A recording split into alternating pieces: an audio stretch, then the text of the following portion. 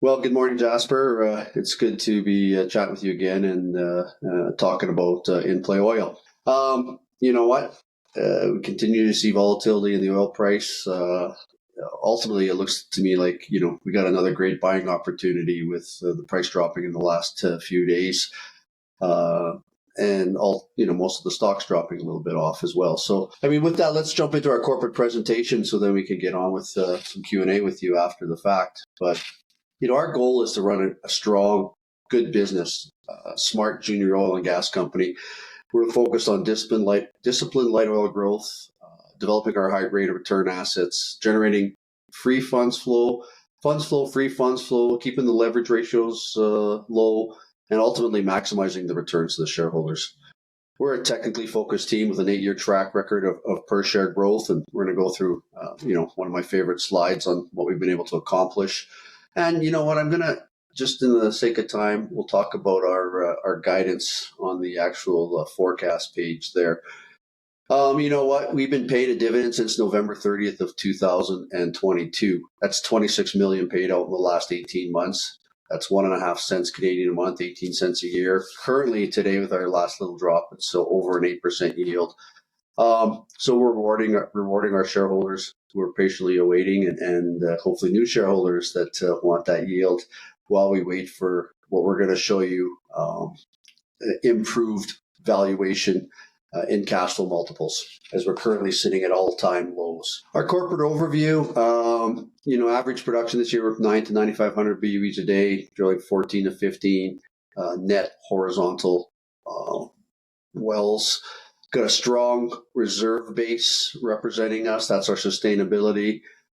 We got 90 million basic shares outstanding, fully diluted just under 93, just incentivized stock options, a very clean share structure. So again, at 240 Canadian, that's 260 million. That's when we put out this May presentation of market cap, 276 million of enterprise value. The dividend we talked about. Liquidity, it's gotten less, but it's still really strong liquidity for a company our size. The last 6 months, approximately 266,000. The last month, about 210,000. So, 5 to 750,000 Canadian of liquidity on a daily basis. Not much has changed here. Our employees and directors own just under 6%, and we have that one large inside shareholder that owns 22.6%. At the end of March, we had 60 million in debt. Our credit facilities with some very solid Canadian lending institutions, Canadian banks, is 110 million. Q1 was a heavy quarter. Q2's on capital spend and everything. Q2 is going to be a very, very light quarter. We're going to see this number come down significantly in Q2. I'm not going to spend a lot of time here. Again, not much has changed. All of our bios are in our website. You can read them there. But again, very strong technical value creation management team and an experienced industry board of directors, including Craig Golnowski. So he's on the board. He represents that 22.6% shareholders that we just talked about. My favorite slide, not a lot of my peers can show this type of per share growth over the last 8 years. But when we went public November 10th of 2016, top left corner on our production slide, the light green on these columns is our oil and natural gas liquids. The orange is our natural gas. These blue squares is our production per share growth. So first full year, 17, 18, 19, we grew our production from just under 4,000 barrels to 5,000 barrels. That was a tough time, and we showed very nice growth. We did that within cash flow, within our means, while dropping our leverage through that whole time frame. Of course, 20 survival mode. We went from 5,000 barrels, we averaged 4,000 barrels. We did a spectacular acquisition that it closed in October, end of October. And we've got a couple slides in this new presentation that we haven't really shown before. And Kevin will talk about there. But then we did another acquisition that closed late 21. And again, you could see our per share growth. So not only organically growing, some smart accretive acquisition growth. Great per share growth. 5,750 BOEs a day that year, all the way up to this 9,000 plus that you saw in 22. And again, the blue production per share growth. that we've shown here. Same with our reserves. We were growing our reserves in all the categories every year between kind of 5 and 12%. And the production per share growth was growing every year as well. Those smart acquisitions in 20 and 21 completely increased our reserves per share, our sustainability as a company. They were great deals to do. And in fact, many of our peers were not able to show any per share growth in 2020 like we were on the reserve side with that smart acquisition. How does it relate financially? So adjusted funds flow in the bottom left corner. Same thing, 17, 18, 19, the green columns, we were growing our adjusted funds flow a year. In 19 at 5,000 barrels, we did 32.2 million Canadian, just under 50 cents per share. We did under 10 million of funds flow in 20. Survive.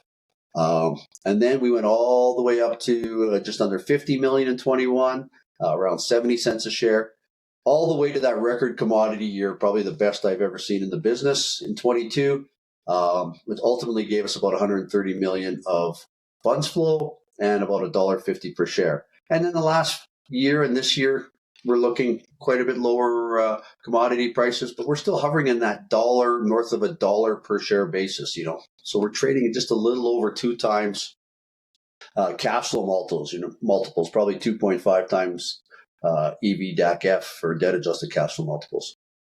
And then again, this leverage coming down from 1.9 in 2017 to 1.6 in 19. Get through COVID with no funds flow, and then 1.5 in 21, and then this 0.3, 0.5 times range for the next 3 years. This is what makes me sleep at night. This what makes me believe our dividend is sustainable, is because we have one of the lowest levered balance sheets amongst our junior peers. So really, I'm not going to spend a lot of time on this page. The big thing is our year-end reserves are evaluated 100% by a company called Brule & Associates. Anyway, they are one of the best reserve companies in Canada.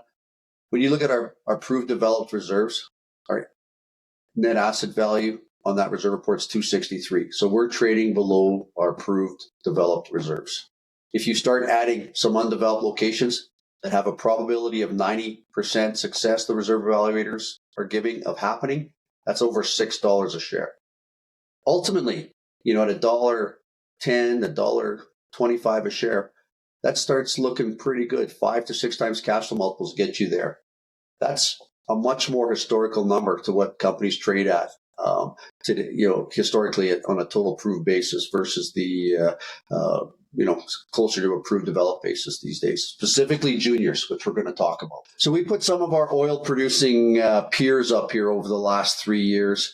Top left chart, proved developed producing, finding development and acquisition costs. Those finding costs of reserves are in blue. We've been finding costs for the last 3 years under $13 a barrel. Close to the top of that peer group. When you take a look at the total proof, so again, adding very high probability undeveloped locations, that puts us in the $13, $14 per barrel of oil equivalent in the ground. Again, number 2 amongst our peers. So very efficient at adding reserves and finding reserves. Our forecast slide. So kind of for the rest of the year, we're forecasting 80 WTI. So that averages with Q1 and through April and May, 79.61 US per barrel for the year.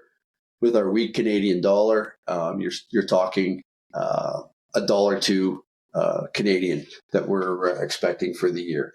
So again, we pay our bills in Canadian, our people. We sell our oil in US dollars. It's a big benefit to us in Canada. So we're average the AECO price for the year is $1.90 per GJ.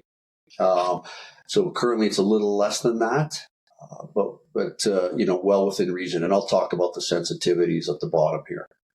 Now, over our production range and our price forecast, we're 90 to 97 million of adjusted funds flow, mid-range 65.5 million capital program, drilling the 14 to 15 wells. That gives us, again, mid-range 28 million of free adjusted funds flow. You take out the 16 million of dividends that we're paying through the year. That puts us at the end of the year, high 30s, $40 million of net debt, back to the 0.4, 0.5 times. Again, one of the lowest amongst our peer group. every plus or minus $5 WTI is about a $5 million difference in our funds flow. Every 25 cents difference in AECO is about $1 million. So you can see WTI makes a lot more difference is a lot more sensitive in our funds flow than AECO and the gas price. And secondly, that's why we focused. One of the reasons why we focused on lower BOE per day growth this year, but really focused on the oil and liquids growth, because that's where the majority of our revenue and our cash flow is coming from. We've seen this quite a few times. Of course, our headquarters, and Kevin and I today were sitting in our office in Calgary. 85% of our production comes from the Cardium. The Willesden Green and Pembina fields, this is old oil field in Western Canada. That's the Cardium area. It's a 2.5-hour drive northwest of us. Pembina is the largest light conventional oil pool in Western Canada. Been around from the 50s and the 60s, delineated the 70s and 80s. Really good water flood put in place through that time frame, through the upper zones. So it's kept it a really strong pool for years. So it's been around for 70 years, and it's going to be around for another 70 years. So we have Cardium here, predominantly through here. But way on the southeast portion of it, that's our Belly River play, which is becoming a little bit more focused for us as we move forward. And then we did our acquisition in October of 20. It's in this area in the southwest corner. We'll specifically talk about that on the next slide. And then Willesden Green. That's where we did the Prairie Storm acquisition to fill in our holes here. Again, so very similar to the Pembina Cardium, just developed 5 to 10 years later, originally with vertical well production. I want to let Kevin talk about our acquisitions and what we've been able to accomplish here. Yeah, so 2 transactions we wanted to highlight. The first one here in Q4 of 2020, as Doug was alluding to, in the southwest corner of the Pembina region, a fantastic transaction. We were able to acquire this property from a larger cap producer that wasn't focused in the area for $1.9 million. From the day we acquired it, we grew it from 190 BOE to north of 4,000 BOE a day, while still generating $52 million of free cash flow. So it's not like we were outspending our cash flow in order to grow production. It was just that prolific and profitable. We grew our 1P NAV from 23 million to 108, 370% growth. And we'll talk about it here in the next slide, but this is a key focus for us for the next 24 to 36 months. We were curtailed from a third-party gas facility until earlier this year. That's now been fully resolved, and we're going to get back to drilling this prolific area in the fall of 2024. So when you factor in our good purchase price, the free cash flow that we generated, and if we consider that assets typically are valued on a 1P net asset value basis, we've generated a return to date of over 80 times our initial investment of $1.9 million. So we'd love to do more of these. Obviously, we were able to be opportunistic in a low commodity price environment, but still just a fantastic transaction. A year later, we acquired a corporate acquisition of Prairie Storm. Similar story, just on maybe a different scale. So grew production from 1,800 BOE a day up to around 4,000 BOE a day. Grew our 1P NAV from 165 to 258, so 57% growth. And we still have 100 locations to drill gross 83 net over the next, that'll take us 7-10 years in order to, or longer to develop this asset in full. So, in total, on a 1P basis, in a couple of years, we've made 6 times our money. So, we're quite proud of what we've done here. Part of our strategy is acquisitions in order to grow per share returns. But the important piece is making sure that whatever we acquire, we can add value and we can grow the value of that asset the day after we own it. Yeah, I mean, these were great assets that we were able to do. And that was at a slightly different time. I mean, it's coming out of COVID.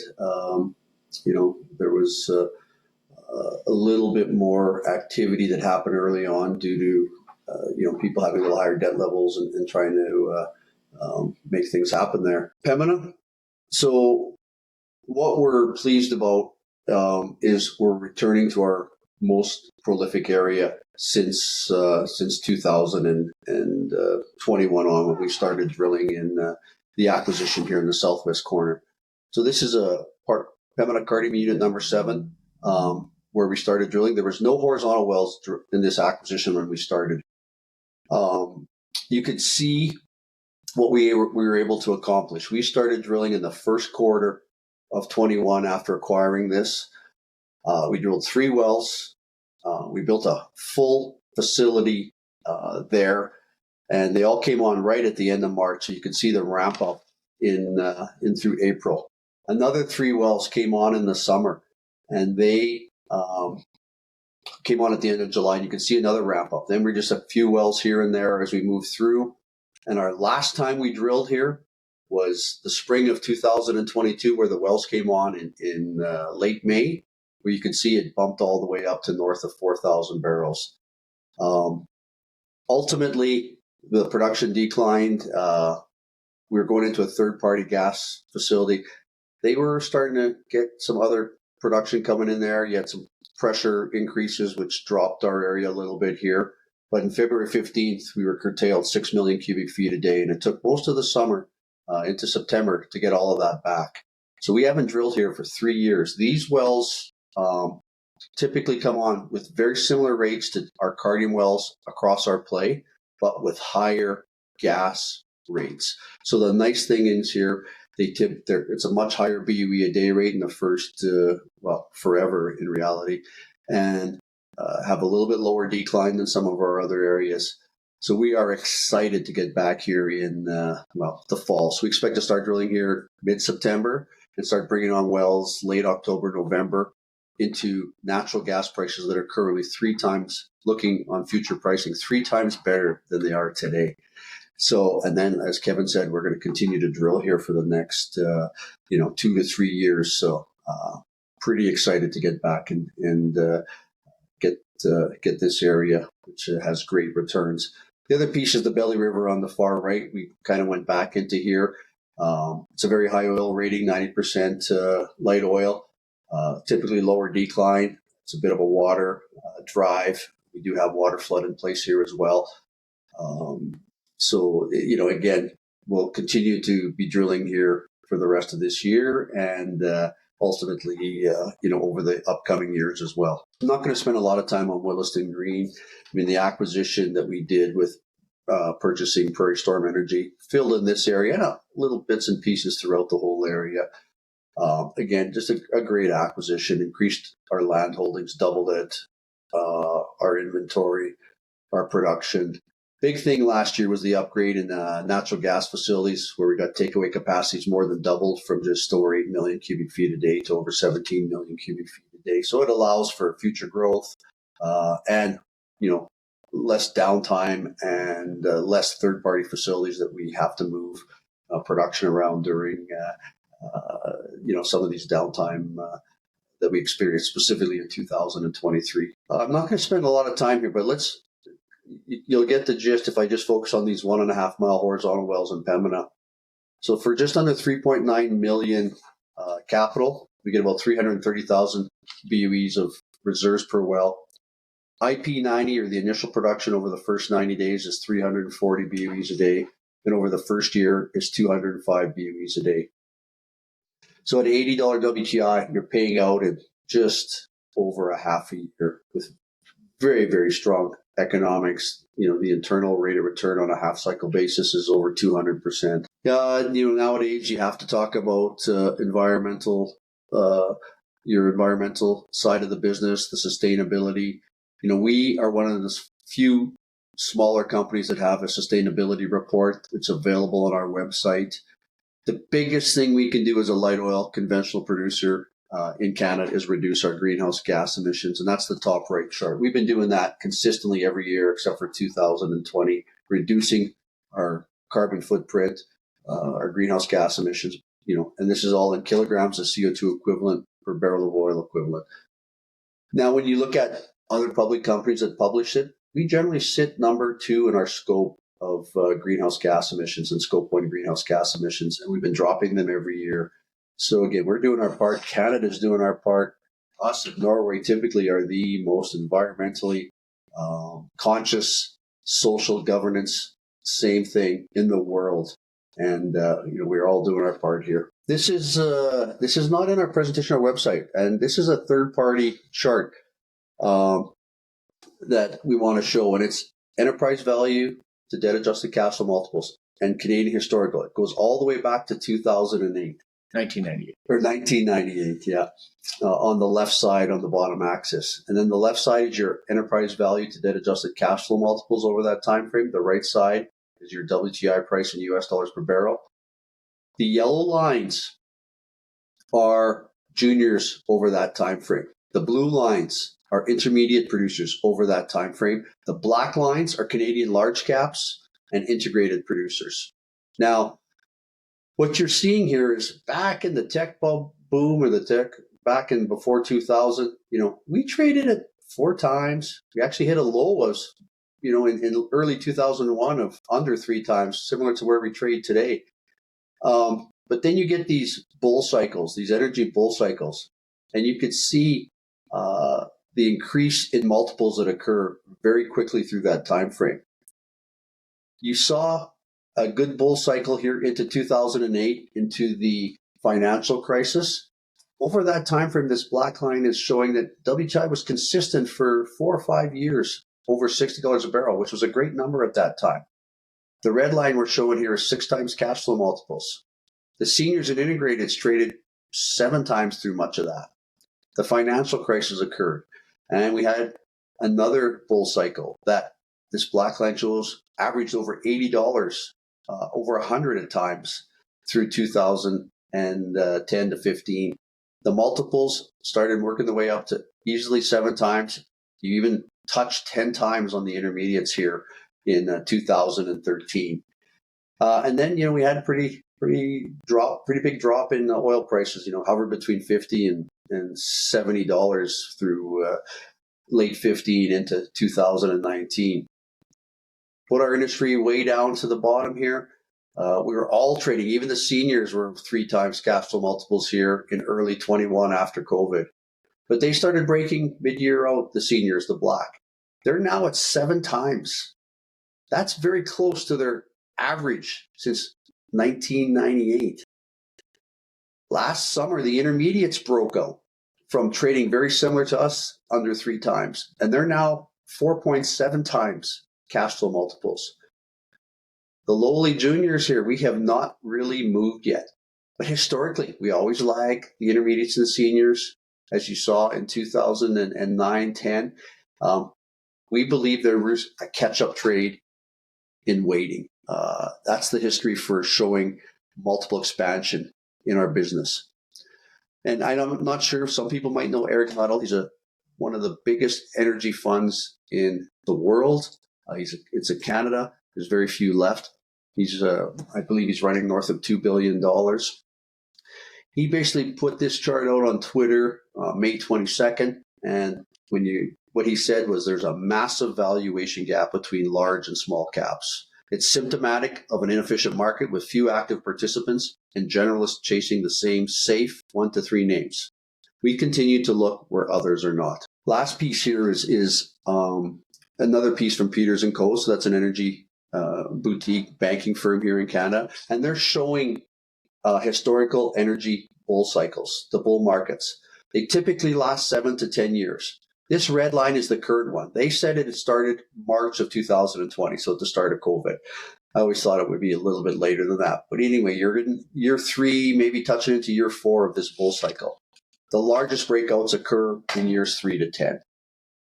And even though we've had prices $70 and above, since 2021, we've been a little bit flat for the last year and a half. But it's get ready to break out here at some point. And I believe it's going to be longer than a 10-year cycle. And the reason being is when the world gets going, the economies get going, the lack of capital that industry has put into finding new oil and being able to replace the reserves has not been sufficient. Once that OPEC plus curtailments is removed and the demand continues to grow, which we firmly believe it will, we're going to see some huge increases in the price of crude oil, and you're going to see this massive multiple expansion that's going to stick around for quite a while. That's it. Again, we're trying to run this smart, sustainable business, executing our strategy. We talked exclusively about our forecast. Very excited about getting into Pembina Cardium Unit number 7, where we haven't drilled for 2 years. And one of the big reasons why we were continually increasing guidance through that time frame. Our track record speaks for itself. We continue to pay that dividend, returning to the shareholders as we wait for this turnaround. In your words, how would you say that InPlay Oil stands out from the other junior Canadian E&Ps? So, we have a deep team that's capable of a full cycle business model, right? From drilling wells, organic growth with those wells, optimizing our operations, cost controls, adding new reserves, right down to the M&A activity that we've done and we've shown here on the acquisition side, what it's done for us on a reserve production, cash flow per share growth. All in the meantime, keeping a clean balance sheet and returning capital to the shareholders. What we're particularly proud about, Jasper, in the last 4 years, we've grown production 80%. Our reserves, we've grown 100%. We reduced our debt significantly, down on a debt to equity basis, a debt to EBITDA basis of over 70%. We've only increased our share count by 30%, and we've delivered 140% return to shareholders. So that's one of the biggest things we're proud about. And I keep reiterating, our goal is to run a very smart, a profitable, and a really good junior oil and gas business. 2024, we're almost in the middle of the year.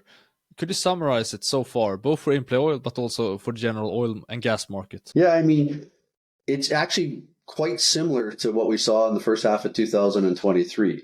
We continue to see the volatility in the oil market, which, for sure we've seen in the last few days. It was less than 2 weeks ago where oil or WTI was over $80, and we're at $73.50 this morning.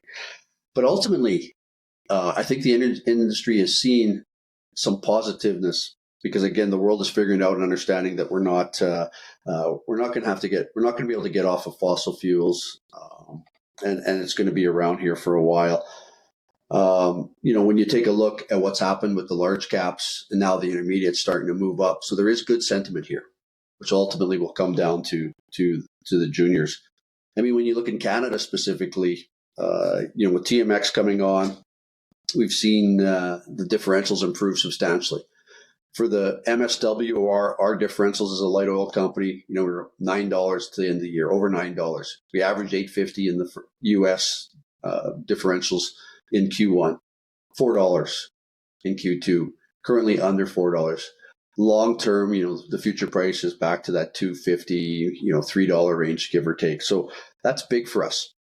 That really helps improve the margins over the long haul. The other piece, of course, that we always talk about, that weak U.S. dollar. So today's the day that the Bank of Canada lowered interest rates 25 basis points this morning. So our dollar jumped off a half a point. We're sitting there now 72.5 cents to the U.S. dollar.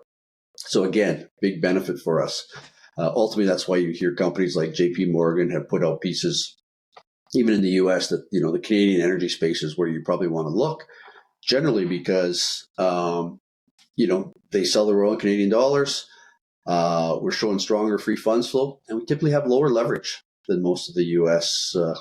energy companies. On the other part of that, the back half of that is gas prices have been weak. We've had 2 warm winters. Storage in North America is quite high. Storage in Europe is quite high in natural gas. So it's not showing the best right now. Currently, in Canada, we're in the $1.25 to maybe $1.50 an MCF range. But winter gas, like LNG Canada, starts this year, and there's a lot of talk it's going to be ahead of schedule. So that starts this year. So you're seeing future pricing in Canada work its way north of $3 winter and even for the full year in 2025. Then you got more LNG in the US, you got more LNG in Canada potentially, but you're starting to see the future price starting to look more like $4 plus as you move forward. So that will figure itself out in the next little while.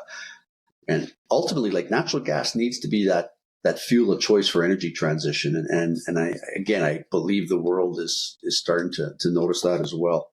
So, I mean, what's exciting for that, is what we've been able to accomplish, where we sit today, the clean balance sheet, what we can do there. But, we do believe you're going to see that multiple expansion occur, which we just talked about, coming up, and ultimately we'll see some significant share appreciation here. Let's talk production. So your current production in the beginning of May, following your release of your Q1 report, was 93,050 BOE per day, 60% liquids. Was there any flush production included in that, or is that sort of steady production that we should expect for Q2? Yeah, I mean, that is generally flush production. We had a big quarter, brought on a lot of wells at a similar time. Like, they kind of came on through beginning of March, but really the second half of March and right through to the end of April is when most of the production came on. Some non-op stuff came on throughout April. That generally is what happens with us. We have these kind of drill heavy in Q1, less in Q2, drill heavy in Q3, less in Q4. So you're getting some ultimately some flush production when you start bringing on a lot of these wells. And we try and do it in programs, right? That's part of your cost control. So you want to make sure your program is, when we got the rig going, we want to keep it steady until, we want to slow down so we can release it, and a few of our competitors can use it for some windows in there. And that's, again, a big part of our cost control. So again, we'd like to be that. Always talking about getting bigger, and you're getting bigger when you can keep a rig steady is also a good thing too for helping managing production, staying a lot more level throughout the year. 2 wells were drilled in Willesden Green, 3 in Pembina, and then you had some, I think 3 non-ops drilled. Could you tell us, give us an overview of the IP rates, and also how satisfied you are with them? Yeah, no, it's we're quite happy with our Q1 capital program. I'd say, we outline our IP rates and the type curves in our presentation pretty clearly. As a whole, we're quite satisfied, and everything is in line and as expected. So reserves for Q1 was released. As talked in the presentation, they grew on a per share. But I could just summarize what changed compared to last year's reserve statement. Yeah, so year over year, our reserves were relatively flat, which is in line and actually a little better than some of our peers. So, when your reserves are flat year over year, what you've been able to accomplish is you've found new reserves to replace what you produced the prior year. So that would be in the range of 3 million barrels from our drilling program last year. When the other thing that impacted some of our volumes was the reserve evaluators used a lower price deck than they did the prior year. So what that does is, call it 20 or 30 years out into the future, you hit your economic limit on some of your reserve volumes sooner than you would otherwise. It also has a bit of an impact on your net asset value as well. But as we walk through in the presentation, we look at our 1P proven NAV. We're $6.07 a share. So we trade here today in the 215, 220 range. So there's 180% built-in return if we trade at our 1P NAV, which historically that's where juniors, intermediates have traded, at their 1P net asset value. So, I know we've talked about where valuation multiples sit here on this call, and we do believe that there'll be a gap up in those multiples and valuations.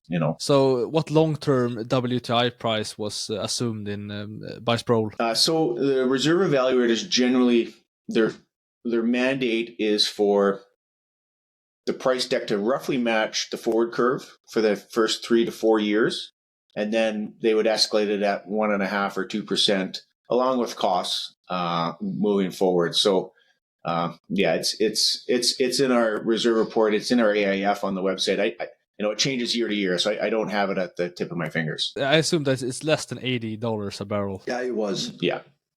because they got to come out, like they kind of get together and they come out with a strip price in January, like right at the end of the year in early January, and that's the numbers that they tend to stick with. So it was at that time, I think we're in the mid 70s, to be honest. If we look at your light oil weighting, which is where you make which is your by far most profitable barrels, it's 37% for your PDP reserves and 45% for your proved reserves. So you have a great deal of non-producing locations in your proved reserves. Where are these locations primarily located, and also, what increase in the light oil weighting do you see going forward that's possible? Yeah, good question. So we have 250 locations booked in our reserve report. The vast majority of those are located in the Cardium and the Belly River, and those are high oil weighting locations. You especially at the front end, you have higher oil weighting at the start. You see gas creep up a little bit later on in life, but on an NPV basis, yeah, they're heavily front end oil weighted. We also have a little bit booked in our Duvernay assets. I'd say less than 5% of our actual potential inventory in our Duvernay is booked, and that's 95% light oil. So when you look at our proved versus our PDP, there is a lot of oil growth and oil locations booked. And as Doug spoke about, the definition of your proved undeveloped, the reserve evaluators adjudicate it based on a 90% confidence that it will achieve or exceed that value. So we're quite confident in the deliverability of those locations as well. In our PDP reserves, we have some legacy shallow gas assets that do comprise a decent amount of the volume, but very little value. And when we think about our reserve report, we're always focused on the net asset value versus the actual volumes in the reserves. So you're planning for 3 wells in the PCU-7 area, and then you have 2 in Willesden Green and 3 in Belly River. So what production liquids weighting should that sort of get you to in the second half of this year? Actually, I think we have give or take 3 wells in Willesden Green through the second half of the year. But generally we expect second half of the year to production to be over 9,500 BOEs a day average. Again, with Q4 being our highest production of the year. The wells will be coming on mostly through August, a little bit in September, and then October, November. The last 3 wells are PCU-7 prolific wells. So it'll be a strong quarter there. We're still forecasting around 60% light oil and NGLs.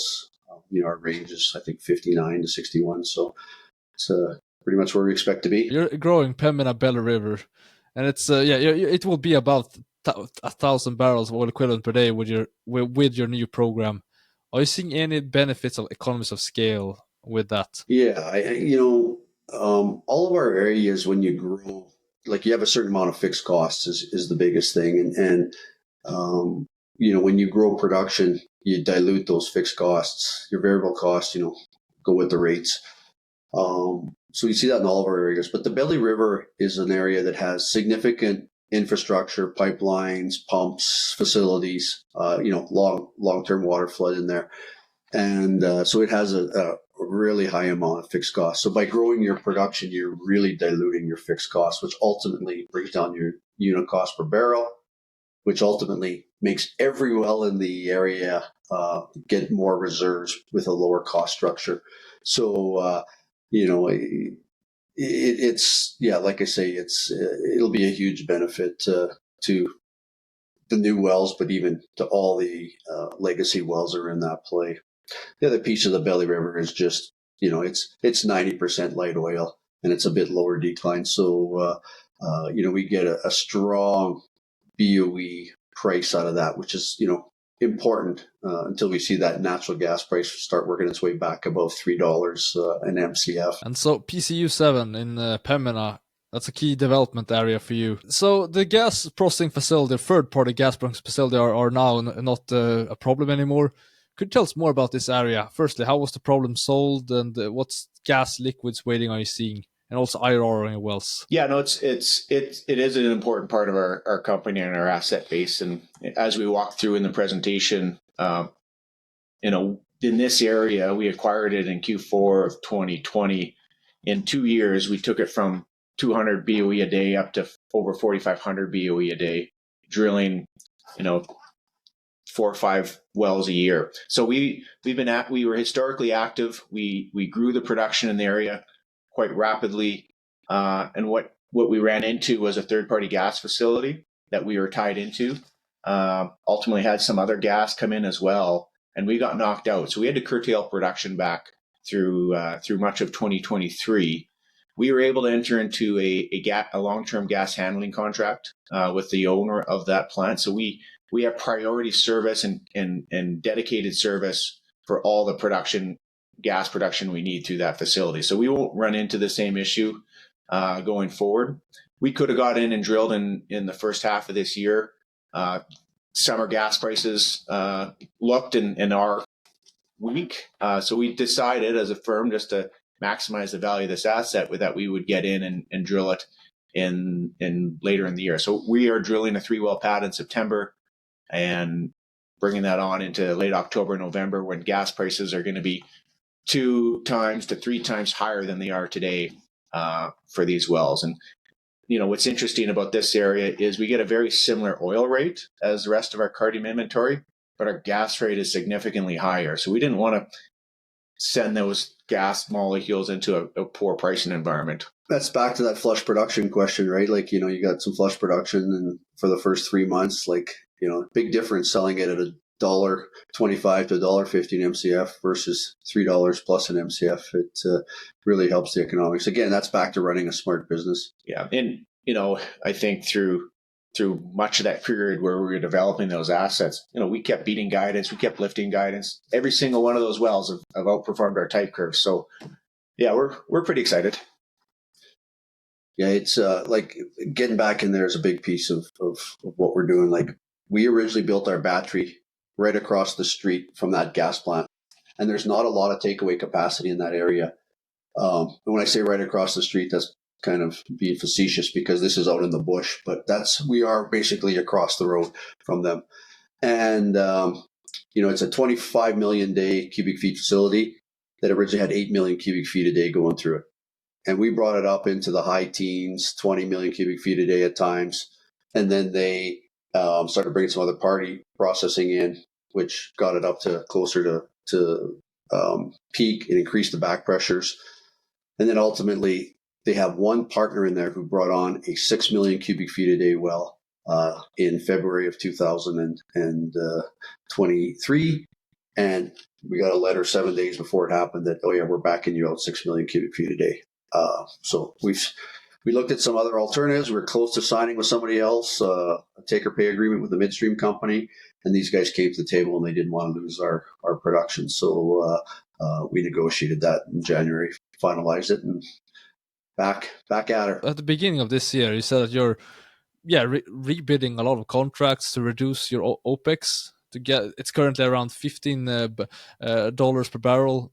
What impact are you seeing so far? Yeah, so it was tough to see it through Q1. Q2 has been actually quite wet here, which isn't a bad thing. Completely no fires in our areas this year. It's mostly up north in Canada. There was talk of potential water restrictions, drought issues. So you might have had limited access for water for completions and drilling operations, but that's all gone here with our very wet spring. But ultimately, we did, we are bidding out stuff. We have bid out stuff. It's hard to do in Q1. We'll see the results where I think, we'd like to be in that 14, to 14.50, for the majority of specifically the second half of the year, is where we're seeing stuff pan out. So the operating side's a little bit tighter than the capital side of the business as far as services. So, we are seeing that as well. But again, we'll see the benefits in the second half of the year. Production, as you said in presentation, it's been more or less flat, but light oil has grown. So what annual production growth in percentage for BOE and light oil are you targeting? Yeah, we're typically in this 3 to 5% range of growth as we sit today. Maintaining the balance sheet strength, so we can do other parts of our strategy here. on the acquisition side. This year on a BOE a day basis, we're not targeting that type of growth, but more on the liquids light oil side is we're targeting that type of growth. Again, just in the name of running a good business, we want to maximize our revenue cash flow generation, which is not gas this year. It will change, and then watch our cash flow numbers when that starts changing. So that's generally where we sit. Once we get past the natural gas prices start drilling more consistently in PCU-7 and some of our other plays, you will see us grow, on a BOE a day basis in that range. But I think, with a little more gas side of it, you'll see us grow, on more closer to that higher end of that range at 5%. Then, if we talk about inorganic growth, could you give us an update on the M&A market in Canada, and if there is any opportunities coming up? Yeah, it has gotten a little bit more active in terms of opportunity flow. It was pretty quiet, quite frankly, from December to April. I think when oil's in the $75 to $85 range, it really is a pretty good strike zone for both buyer and seller to meet and find value that works for both sides. And I think last year, we saw a number of processes come to market in September. And, we saw oil prices drop $25 from the day that you launched the process to bid deadline. So not very much and very little of that actually transacted because sellers' expectations were set at a higher price. And by the time it was, people were putting in proposals, it was really tough to meet seller expectations. So as we sit here today, notwithstanding a bit of volatility in the last couple of days, we still feel like it's a good spot.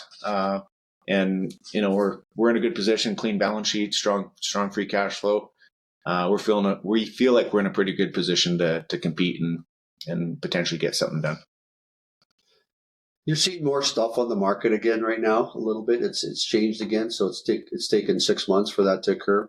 There's some big packages out there as usual, but again, we do believe at some point, this will change. In the land market, are you seeing any opportunities there, so acquire and potentially develop at attractive areas? It's the land. The land strategy is a bit unique. I mean, certainly we're always looking within our core areas to add pieces here or there. And, we do from time to time. Our model is not one of, call it rank or pure exploration. It's a different business model than we pursue. And, there's lots of stories of people that go out and buy land and prove up a fantastic play, but there's a lot of stories you don't hear everywhere that doesn't necessarily work out. That's not our strategy. So we pick off little pieces here or there, but it's not something we feel is the appropriate risk profile for our investors. There's not a lot of rank exploration left in Canada, though. It's kind of like, where stuff is, and then it becomes a higher risk step outs, and delineation tends to be more what you see in our basin. You find a play and then you extend it, but it's a pretty well developed, well known basin. So, but then the ultimate question, which we always ask, and that is, where do you envision InPlay Oil in 18 months? Reiterating what we said, we're trying to run a very smart, good junior oil and gas company. We've said this for a while. The market, what we've shown on the Peters and Co chart, that is rewarding larger companies with more liquidity, generally more free cash flow, all of those things. And, we'd like to get there, and how you get there has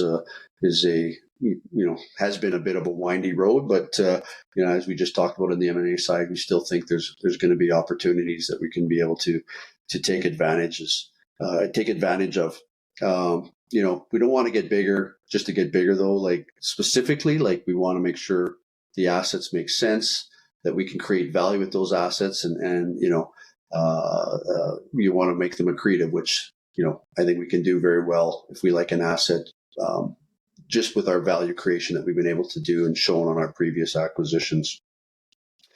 In the end, we're ultimately trying to increase our per shares on production, on reserves, keep our balance sheet in check, increase our funds flow, and ultimately our free funds flow, which allows us to provide, more returns to our shareholders. Generally in the form of dividends, as we have a very high retail focused, high net worth type family office type base who generally like those dividends.